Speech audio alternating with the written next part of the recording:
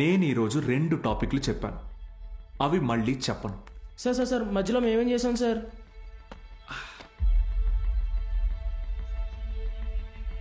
రే Veeranna, sir చెప్పిన class నీకు బాగానే అర్థమైందిగా? అర్థమైంది.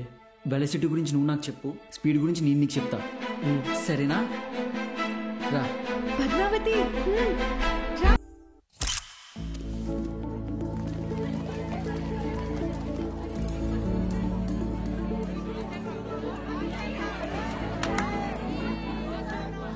బాలు సార్ మొదటి పరీక్ష పాస్ అయ్యారు. స్టూడెంట్స్ అందరూ ఫస్ట్ క్లాస్లో పాస్ అయ్యారు. కాలేజ్ అంతా పండగ వాతావరణం అనుకుంది.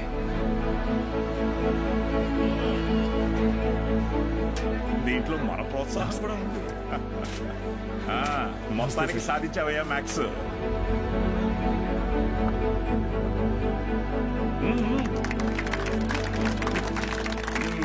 Sir sir sir sir madam, Meenakshi madam ఎక్కడ? బాలు సార్. మేడం సార్, ఒక నిమిషం సార్. Sir please. సార్ నమస్తే సార్. సార్ బాగున్నారు సార్? బాగున్నావా సార్? బాలగంగాధర్ సార్ నేనే సార్, బాలగంగాధర్. నీ మనిషిని నేనే అన్ని దగ్గరుండి చూసుకున్నా. సార్ నన్ను గుర్తుపట్టారా సార్? ఆ రోజు అసెంబ్లీలో మాట్లాడింది అది నువ్వా? నేనే సార్. బా రా, కేక్ కట్ చేద్దు. రండి సార్, రండి. మహాలక్ష్మి నాన్న బా, రండి రండి. బా. అవును బా సార్ నాకు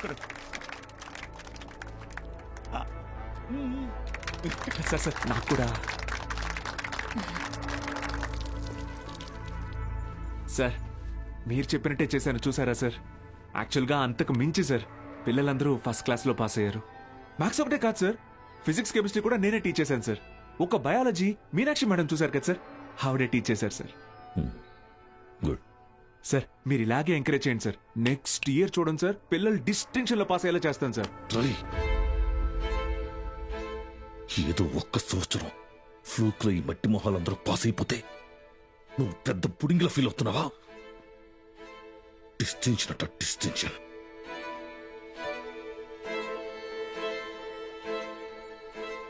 సార్ నేనేం చేశాను సార్? మొత్తం మన కాలేజీలన్నింటినీ రిస్క్ లో పెట్టేశావు.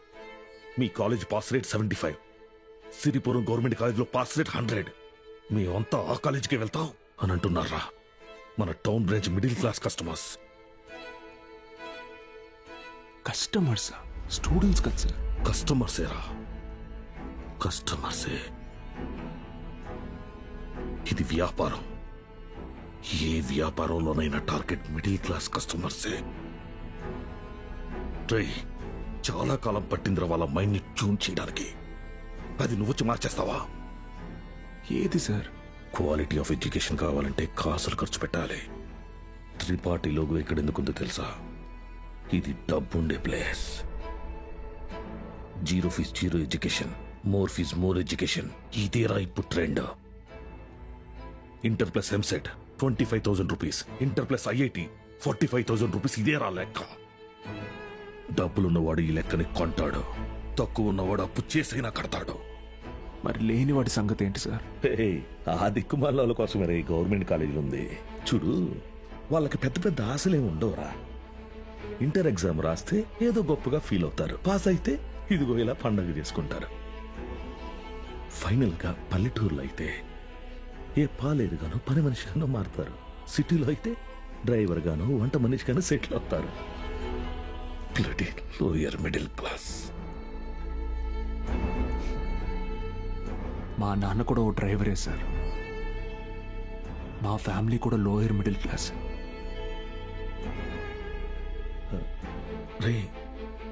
ఐ మీన్ అది నిన్నలేదు.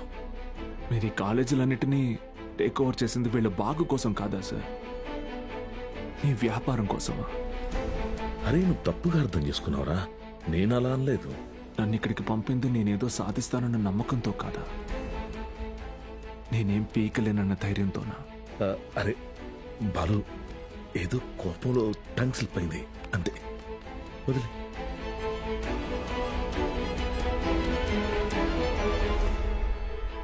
నువ్వు చాలా టాలెంటెడ్ రా. గుర్తించాను. ఇది కాదు నువ్వు ఉండాల్సిన ప్లేస్.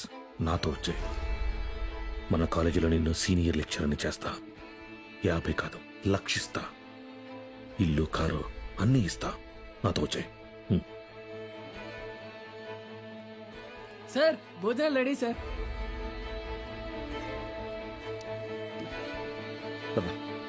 తినేసా.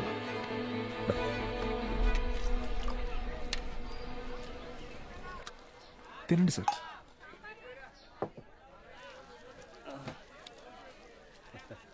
అన్న కొద్దిగా అక్కడ కూర్చొని తింటారా? తప్పుగా అనుకోకండి. అలాగే sir. Lower middle class sir, వీళ్ళు అలాగే ఉంటారు. మీరు తినండి సార్, తినండి. జనరల్గా లోవర్ మిడిల్ క్లాస్ తల్లిదండ్రులు పిల్లల కోరికలు తీర్చడానికి వాళ్ళ కోరికలు చంపుకుంటారు సార్. పిల్లల కడుపు నింపడం కోసం వాళ్ళు పస్తులుంటారు.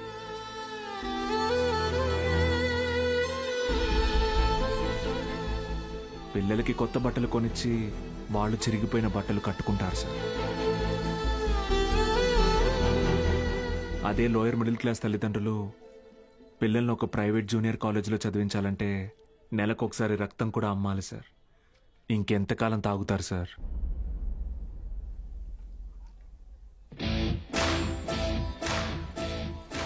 నేను బాగా ఆలోచించుకున్నాను సార్. మీ ఆఫర్ కన్నా వాళ్ళ ఫ్యూచర్ గొప్పది. మీతో రావడం కన్నా నేను ఇక్కడ ఉండడం ముఖ్యం. ఏం పీకుతావురా? మహా అయితే నెక్స్ట్ ఇయర్ కూడా పాస్ మార్కులు తప్పిస్తావు. దానికి వాళ్ళ జీవితాలు మారిపోతాయా? పాస్ మార్క్స్ కాదు సార్, టాప్ మార్క్స్. అంటే ఇక్కడ 27 మంది ఎంపీసీ స్టూడెంట్స్, 18 మంది బైపీసీ స్టూడెంట్స్ ఉన్నారు. Everybody here will get EAMCET rank. నిన్ను గెలవనివ్వను.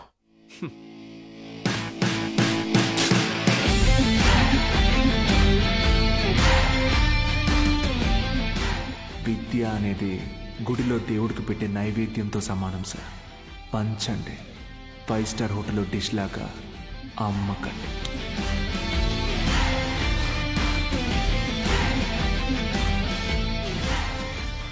Tripathi sir, thank you sir. Take care sir. Bye bye sir. బా బా బా బా బా ఒక్క నిమిషం. Study sir, study sir.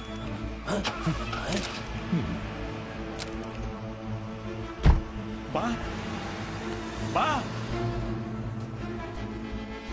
Use your brain Sudhakar అన్నావు. పనికి మాలిన వెధవల్ని పంపుదామని అన్నావు. ఇప్పుడు ఆ పంపినాడి వల్ల మనకు పని లేకుండా పోయేటట్టుగా ఉంది. ఒక్కడే కదా, ఒక్కడితో ఆగకపోతే వీడిని ఇన్స్పిరేషన్గా తీసుకుని మిగతా లెక్చరర్స్ కూడా మొదలు పెడితే 10th పేజీలో వీడి గురించి వచ్చిన ఆర్టికల్ మొదటి పేజీకి పాకితే మనం మొదటి పేజీలో ఇచ్చే యాడ్ని ఎవ్వరు చూడరు. బతకలేని పడి పొంతులని పోగేసి వ్యాపారం మొదలుపెట్టిందే నేను. ఆఫ్టర్ ఆల్ ఒకడు దాన్ని పెకిలించడానికి ట్రై చేస్తే చూస్తూ ఊరుకుంటానా? ఆఫ్టర్ ఆల్ జూనియర్ లెక్చరర్ పీకే. కాంట్రాక్ట్ ఇష్యూస్ అనేసేనా 6 months ముందే నోటీస్ ఇవ్వాలి. అంత టైం వాడికిస్తే నాకు రిస్క్. అందుకోసం గవర్నమెంట్ రిస్క్ లో పడేయమంటావా? అపోజిషన్ వాళ్ళు ఏకేస్తారు. సీఎం ఒప్పుకోడు.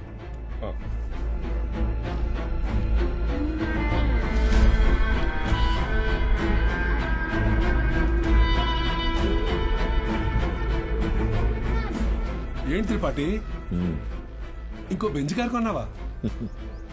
అది నాది కాదు, నీదే. ఏంటి? నా సంగతి సరేనయ్యా, కానీ సీఎం ఒప్పుకోడు.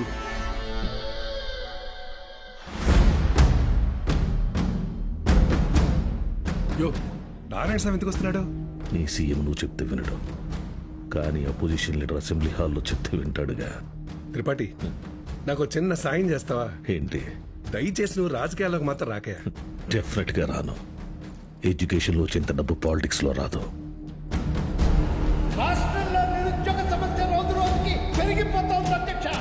దేనికి ప్రధాన కారణం ప్రైవేటీకరణ అధ్యక్ష.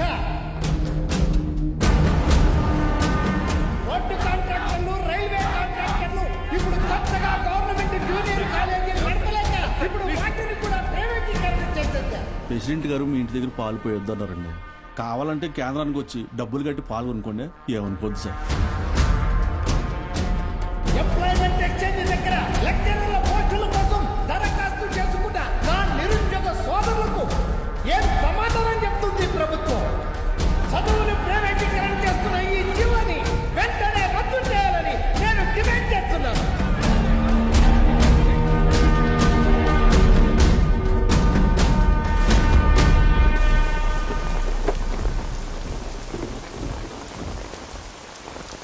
లోపలికెళ్ళి కీ ఇచ్చేసి రేపటి నుంచి నువ్వు పనిలోకి రా. ఏమైంది సార్? వెళ్ళి నీ కొడుకుని అడుగు. సార్